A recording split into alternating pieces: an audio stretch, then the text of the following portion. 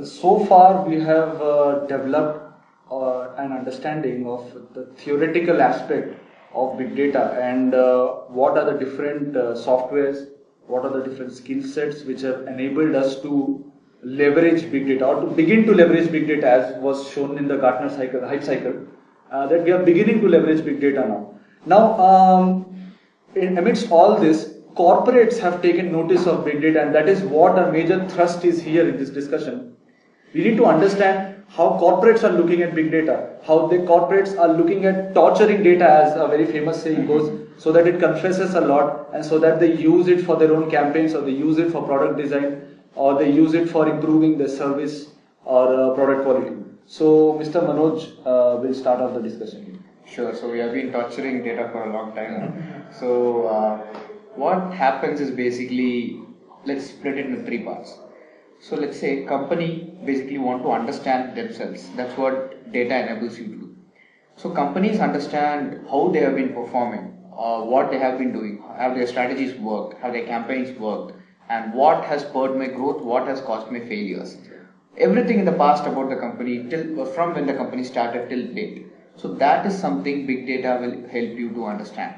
The second part is again simple. The company wants to know where it will be in the future, given its own strategies, its own visions, given the competitors' visions, given the environment conditions and all of that, and the new plans and strategies of its own and other companies. Where will it stand? So that's another important thing that the company will want to find out. The third, and according to me the most important thing, is every company will be able to understand its client or its customer. How does the customer behave? How does the client behave? As in, when does the customer want to buy your product? Why does he want to buy it? Are you giving the customer what he wants? Is the customer buying what we want him to buy? Where will this equilibrium fit in? So all these kind of answers, putting it generally, this is all this, but you can dig deep into each team, each department, each subsection, like pricing, like forecasting, targeting, budgeting, supply chain, financial analytics. All these sub departments can look into these three features and optimize their own departments and improve their performances. That's how big data will enable good performances in every team and company. So basically, we can make it as complex as we want it. Exactly. So that we get what we want, basically. It will tell you whatever stories you want to tell. It's just that you must know how to make it tell. How to make it, and we need to have the technology to make that possible. I think they already have it. We have it. Sanjay.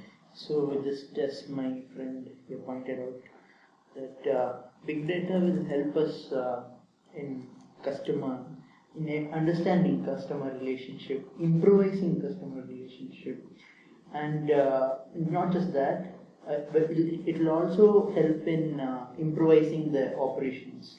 So the basic fundamental which goes here is like, the more the data, the more the accurate analytics you can do, the better the decision you can take, and which will ultimately lead to a better operational strategy, and which will indirectly lead to a better decision making and a better and lower the risk level of the corporates. So that's, I feel, the basic way how big data will leverage us for risk reduction. Well, that is a very nice aspect Mr. Sanjay has brought out.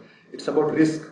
Now, all companies, all corporates, or rather I should say countries also, are looking to reduce the uncertainty of the manifestations of whatever actions or policies they might be having. So this is a very nice aspect we had about how big data could help in bringing clarity, and that generally, if you notice, that generally has been the catch point of many taglines of different analytics companies, experiencing certainty for TCS, and that has caught up very well. So, Mr. Abhishek. Adding to what Mr. Manoj and my friend from HRM has said, we need not, I'd like to just add one more thing, that we need not limit, when we talk about big data, we need not limit ourselves to just corporate entities.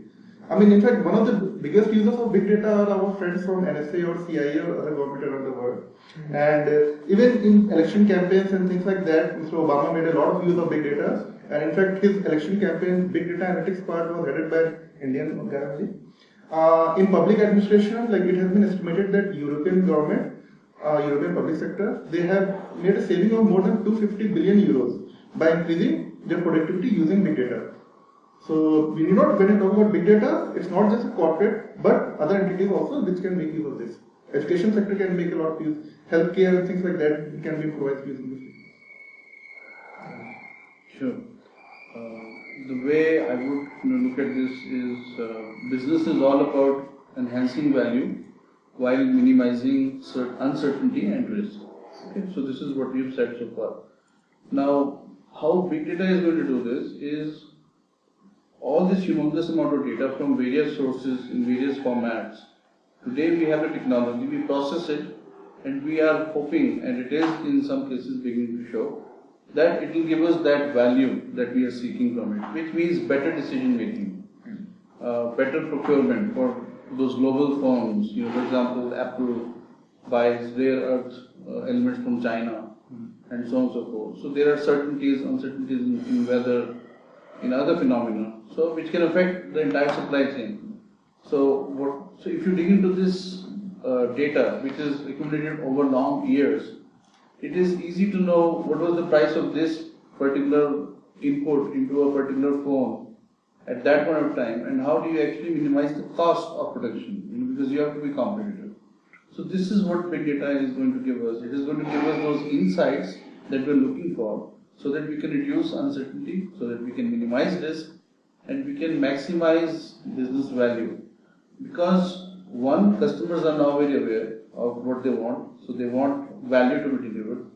Then secondly, competition. This is becoming a small village. This is like a global village where we are living right now. In this global village, you have firms from India selling scooters now in the US, and in Europe. And while there is a company in Italy, for example, which has already been making scooters for last how many years. So when you have all this coming together, you actually need these insights as corporates. Then my friend here talked about government. Now there is so much government spending all over the world. There is so much poverty we need to tackle. There is so much disease. There is so much crime we need to tackle, which we cannot if we don't get the complete picture. Because as we get integrated, there are additional forces getting introduced into the picture. The borders are more porous now, and like my friend here already talked about NSA or CIA. I mean, they actually know who is flying in what planes and who actually keeps coming and going out with how much baggage. They actually are looking at people. Now, some of this is, of course, I would also point out another aspect of this big data, which is infringement of privacy and freedom. But then there is a cost to everything. So that balance has to be arrived at yet. But big data has tremendous value. Now, there are certain compromises that we will have to make as people, as government, as companies, because we will have to give them our data. And then they will give us the value. But then there also have to be certain checks on misuse of big data, but which is an entirely different topic. So this is where I would leave it for now. Yeah.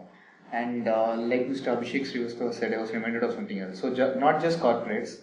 So a funny area where analytics is used a lot is in the UK betting circles. Mm-hmm. Yeah. So, hardcore statisticians sit near bookies and bettors, and they help them predict as to who is going to win, and their bet depend on that. So it's a huge industry in the UK. As in analytics, like Mr. Nitin said, it's not being used for a very good purpose, but still you can see the strength of analytics over there. So many people rely on analytics for betting, and betting is a huge industry in UK. Betfair and Yeah. It's a good example that Mr. Manoj gave, and it also reminds me of another similar example. Big data, there was a very interesting research paper that I read sometime back. It was titled Love at the Age of Big Data. It showcased how online dating sites and matrimonial sites in India, they are using big data analytics to find out suitable match for you. So that was just an example. That pretty good timing as to pay tribute to the great author Gabriel Garcia Marquez. Yeah. Love at the Time of Cholera, great soul. So I guess we have come to a nice conclusion here that not only corporates can leverage big data, and it's open for countries also and governments to use big data and tackle various social ills, various economic ills, if we could categorize them that way. Plus, it has not stopped people from using it for nefarious activities also. So that's a totally different topic.